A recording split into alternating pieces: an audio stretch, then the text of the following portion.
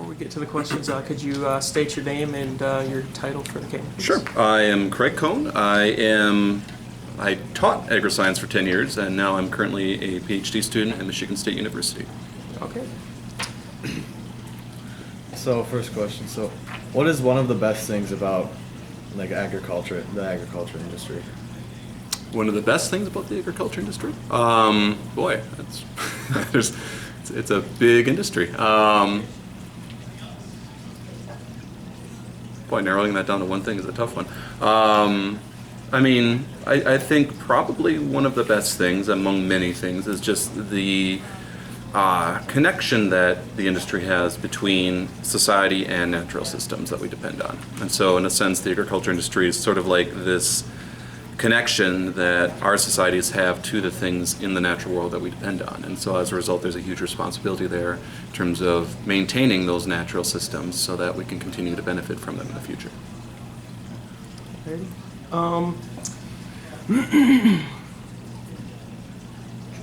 Do you believe the use of GMOs is for the benefit of mankind or the benefit of large corporations?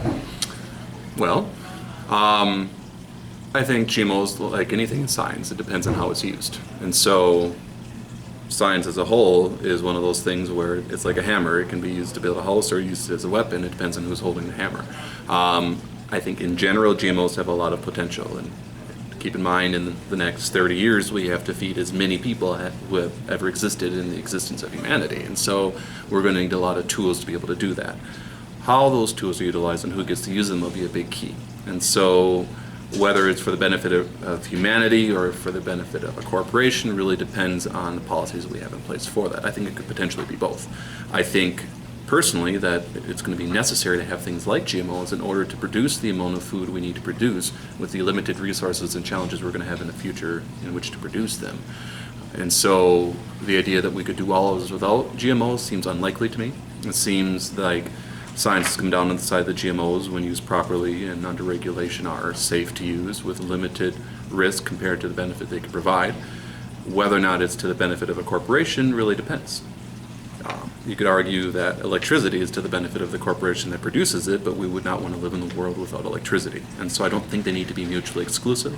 As long as we have the right regulations and the right policies in place, they can be beneficial both to the humans that depend on them and the corporations that produce them. Awesome. So, do you think that the general population, or like the average consumer, is involved enough in the production of their food? Well, fewer than 2% of Americans are farmers, so it depends on what enough means. If you want the majority of people to be involved in food production, you'll have to go back to 1920. I think the average American is probably very disconnected from where their food comes from, but I think that there's a huge growing interest in that food and how it's produced, and I think for the most part that's a good thing. Obviously, that comes with some maybe misguided intentions sometimes, but for the most part, people having an interest in where their food comes from is a good thing, because a big part of it is going to be the sustainability of that food production and whether we can continue to produce it the way we are now for years to come. I think increasingly we're going to find that we're going to have to change some things in order to keep producing it the same way for generation upon generation. I think it would be good for more Americans to have things like backyard gardens and backyard chickens so they can see the challenges that go into that, so that they know that there isn't a magic wand that we can wave and that GMOs or organics or whatever trend you want to get into or concept or idea, that just one of those is not going to be enough, and each of those has drawbacks and benefits that come with them. So I think the more we can engage the average American in conversations about how their food is produced and provide them with the tools to evaluate claims about how food is produced, the better off our food production will be and the more sustainable we can make it. Okay. Do you think the general public is able to obtain information they desire about their food? Oh, I think, yeah. I mean, we have an internet that can provide you with any information you want, but that's the problem. It's not whether you can obtain information. And that was the concern 20, 30 years ago when, your only source of information was books and encyclopedias. The problem today is not whether you can get the information, it's whether you can get the information that is correct, because there's a lot of information out there that is not correct. And the idea of media literacy, that the average American can look at a website and be able to accurately determine whether or not that website is credible and logical and accurate, that's another story. And so we're a bit behind, I think, in education with what has changed with information, especially in the information age. And I don't think most people are equipped to effectively evaluate the kinds of claims that are presented to them in media. And that's something that we need to fix as soon as possible, because you see a lot of evidence of misinformation out there. Okay, just move on. What, if any, is the biggest misrepresentation about the agriculture industry as a whole? Oh, it depends on who you talk to. If you're talking to me, the biggest misrepresentation, there's a lot. I think GMOs is a big one. I think organic is a big one. I think the idea that they're mutually exclusive is not necessarily accurate, although legally that is the case. Let's start with GMOs. We were discussing that earlier, Mr. Aker and I. I think most people who are opposed to GMOs think of it as an ingredient, like MSG or something. Not understanding that agriculture, by its very definition, involves genetic modification. Obviously, GMOs, we do it more explicitly and in a laboratory, but the whole of agriculture is genetic modification, that we're selecting and choosing for traits that are controlled by genes, so indirectly we're selecting for genes. The idea that we would do that directly and explicitly through something like CRISPR or gene insertion doesn't necessarily change that concept a whole lot. There's a lot more risk that comes with that, there's no question about that. And that's why we need tight regulation like we have under 3 different federal agencies. But the fact of the matter is that we've been doing genetic modification for 10,000 years. This is nothing terribly new, and we're not the only species to genetically modify. The fact that you can get a flu every single year is because your body is being genetically modified by a virus. We have insects that genetically modify plants to create galls so they can leave their larvae inside of that. So we're not the only species to do genetic modification. On the other hand, we are a species that can do far more damage from genetic modification than just about anything else can. And so there comes a big responsibility on our part. But I think the average American doesn't quite understand what genetic modification means. I would say similarly for organic, that there's a lot of things that are good about an organic movement, and it really harkens to this idea of sustainability. But someone can still grow organic food and use pesticides. We grew organic pesticides in the school, or grew organic poinsettias in the school where I taught. We still used a pesticide on them. It was an organic pesticide, but it could still kill things. That's what a pesticide does. And so, this idea that, well, if I buy organic, there won't be chemicals on it is something I hear all the time, which is kind of dumb because every single thing that is matter is made from chemicals. And so I think people are very misinformed as far as what something is if it's organic and what something is if it's genetically modified. And those are 2 big challenges that come up as far as what to do about that. I think the next big one will be sustainability, and I think everyone's going to be trying to claim that everything they do is sustainability and that it's natural, and those are all very different things. And some clarification and tightening of what those terms mean, I think, would be a very good thing for the industry. I can't read reference. Livestock and crop farming are obviously very different. Mm-hmm. But what are some common practices they share when it comes to the safety in the food that they produce? Well, safety is an easy one. We have very safe food in this country, and I think we take that for granted. There was a time when we didn't. Teddy Roosevelt, when he was fighting in the Spanish-American War, actually led the charge against meat companies because they would rather eat the leather from their shoes than the meat that was being sent to them in cans. So there was a time in this country when food was very unsafe, and in the early 1900s we had things like the Pure Food and Drug Act, which very much changed that. And so I think no matter what kind of food you're producing, the producers are held to an extraordinarily high standard, probably the highest standard in the world, for the safety of that food. And that's something I think we should be very proud about. We talk about excess government regulation, but I don't think we'd want that to go away. And I think we've come to accept and even take for granted that excess government regulation keeps us very safe. And when we have exceptions to that, when we have like an E. coli or Salmonella outbreak, those make the news because they are rare.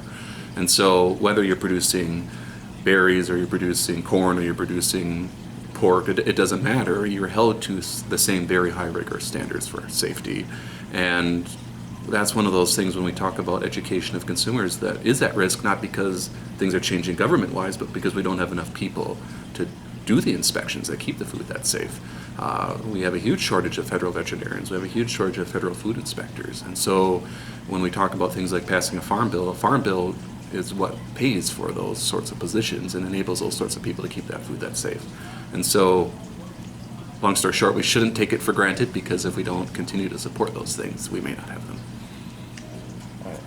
All right. To kind of follow up on that, do you think that the government should be more or less involved with agriculture? Well, it depends on what avenue. So, for example, if we talk subsidies, well, a traditional subsidy is actually economically a very bad idea, because it encourages overproduction, which creates an oversupply, which creates a drop in price. So it actually creates the very problem it's trying to fix. So in that sense, it would probably be better to have a more economically viable approach to agriculture. However, I think there are areas in which we have a huge concern. For example, we have an enormous dead zone in the Gulf of Mexico where we have hypoxic water, and that's primarily due to runoff from farms and from yard fertilizers. And so, not saying that government regulation is necessarily the answer, but we clearly have a problem that isn't getting better. And so, I think it's one of those situations where we need to hold an industry accountable, and if they're not willing to do it themselves, then we need to have representatives of the people take charge for that. And they're not the only ones. Obviously, we have huge environmental problems in a lot of other industries as well. But the fact of the matter is that there are people whose lives are affected by that, and it's not necessarily equal or fair for those people if government doesn't take action.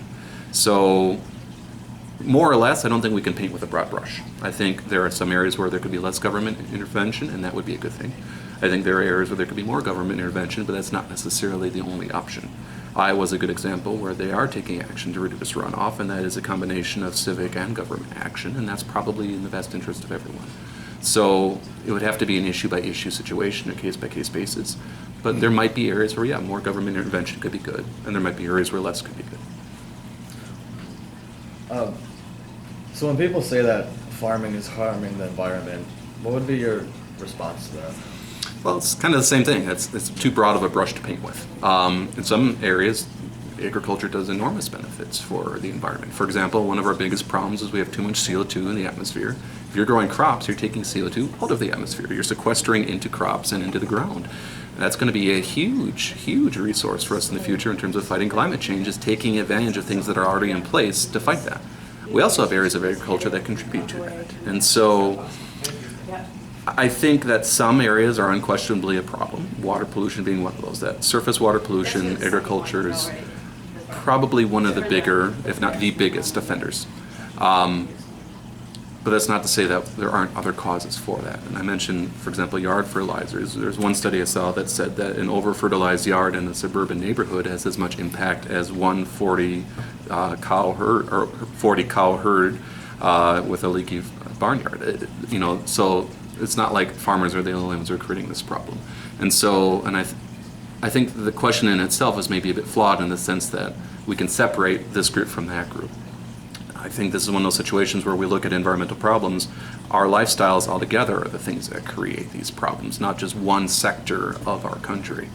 And so if we're going to hold farmers accountable for things like water and air pollution, we should be holding the rest of America accountable for that as well. If we take for granted that we have the cheapest food in the world, then we should probably be putting it to Americans as well as farmers to fix those problems, because it shouldn't be on the shoulders of farmers to produce cheap food and fix the environmental problems that result from that cheap food. We should maybe have slightly less cheap food and put it to farmers with funding from slightly less cheap food to fix those problems. In other words, we talk about things like if you have a pork checkoff or a beef checkoff, where a portion of your sales from that animal go to fund a program that promotes marketing of that program at the federal level. So when you talk about got milk or the other white meat or beef, it's what's for dinner, those are federal and private collaborations where a portion of the funds or the income from sale of that product go to promote that product, and everyone benefits from that. We have huge marketing success from those things, as evidenced by everyone knows those campaigns. I think it would be fair to have a similar program for fixing environmental problems, where we have a private and government collaboration to say we're going to take a portion of these funds, which will raise food costs slightly, but that will also help to fix these problems, and that way the burden is shared equally among other people.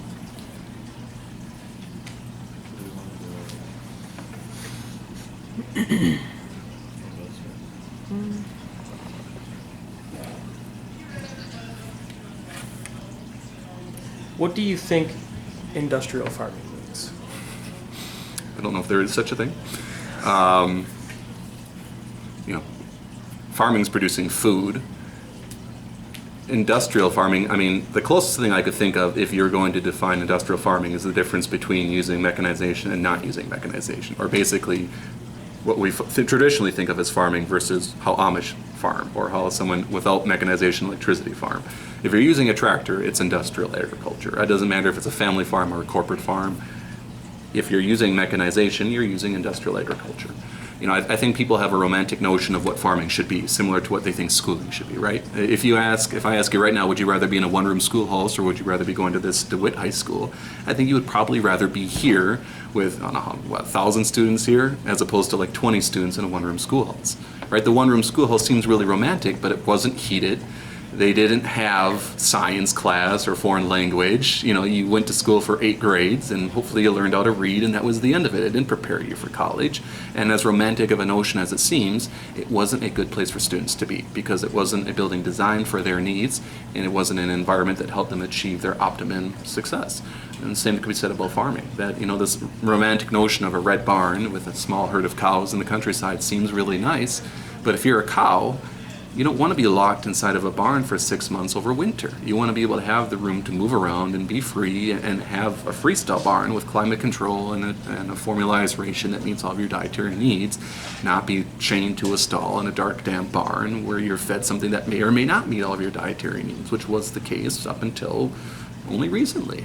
And so, as romantic as a red barn seems, you know, what people traditionally think of as industrial agriculture or factory farming, if you're the cow, that's actually the preferable thing, because you're getting a controlled climate that meets your needs as an animal as you evolved, providing you a diet that meets all of your needs through nutrition, with care where you get to see a veterinarian on a regular basis. From a cow's perspective, that's much better than the alternative. Do you think the people of this country care about the future of agriculture? And if so, why? I don't know if people are aware of what the term future of agriculture would mean. I think they take for granted that there will always be food. I think it's unfair to them because they've never been in, or not never, but most Americans likely have not been put in a situation where they've had to think about that. We tend to take for granted that our electricity turns on when we turn on the lights, that our water will run when we turn on a faucet, that there will be food when we go to a grocery store. So again, I don't think most Americans have to consider that, and that's a benefit of living in a society in a modern world, is that we can take those things for granted. The danger is if we continue to take those things for granted, if we lack the education necessary to ask the questions we need to be asking, there may come a point where we can't take it for granted, and it is at risk. So no, I don't think most Americans think about the future of agriculture. That's because we're really good at agriculture in this country, and so they don't have to. Just to follow up to that, what do you think the future of agriculture is as of today? Depends what we do in the next few years. You know, agriculture depends on predictable climate, where rain and dryness come at predictable times and predictable amounts, and we're starting to lose that. So, for example, if you look at claims for crop insurance, it's gone way up in the past 10 years because climate's changing in that time. And so, like I say, it depends on the decisions we make in terms of whether or not we will have a more regular climate.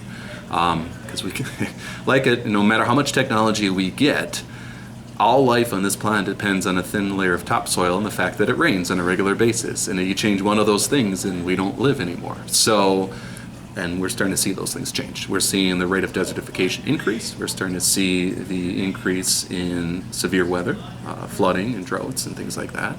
And it doesn't matter how good we get, it's pretty hard to farm in those conditions.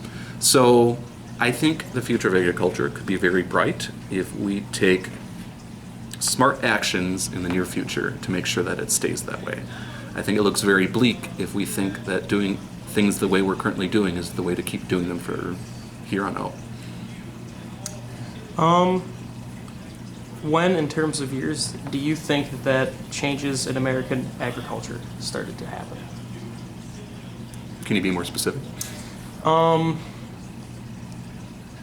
In terms of, like, you know, we have, you know, nowadays we have all the, you know, lots of GMO cropping systems and precision planting and precision agriculture and that kind of stuff. When do you think that started to make a turn to where farmers were becoming more concerned with yields and looking at all the different nutrient levels, and when GPS and all that started to come about?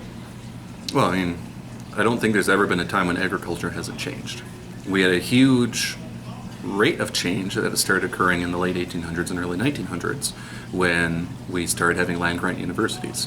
So in 1862, I think, we had the Morrill Act passed by Abe Lincoln, which said that colleges should maybe have things like engineering and agriculture as scientific subjects.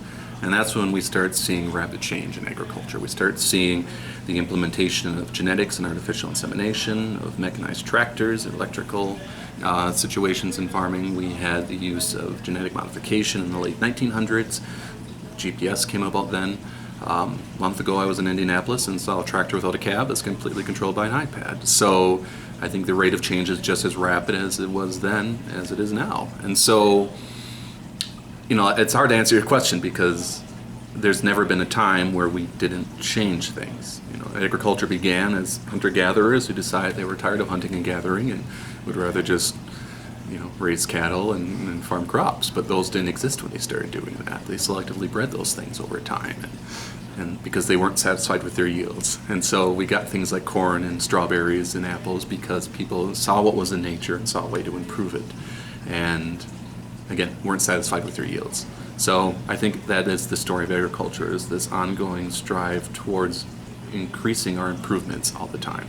Not just improving, but increasing our rate of improvement. And there's something kind of moonshotty about that, you know, we're never satisfied with what's easy, we want to do with what's better. I think this will probably be our last question. What advice would you give to someone who is trying to get into agriculture? Well, study as much as you can. You know, the thing about agriculture that's interesting is that if you're going to have a farm, you need to basically be something of an expert in biology, genetics, and sustainability, and economics, and marketing, and public relations and communications. The amount of fields you have to master, from finance to science to communication to media to just about everything else, business management, there's a lot to it. It's not a simple field. And so if you're going to go into agriculture and you want to actually make some money doing it, you have to have an education that prepares you to do so, because it's a field that, as we just said, is a rapidly changing and expanding field, and what you learn while you're in school is certainly not going to be what you're going to be doing 20 years afterwards. And so you need to have an education that prepares you to know how to figure things out even after you're done with school. Awesome. Alrighty. Well,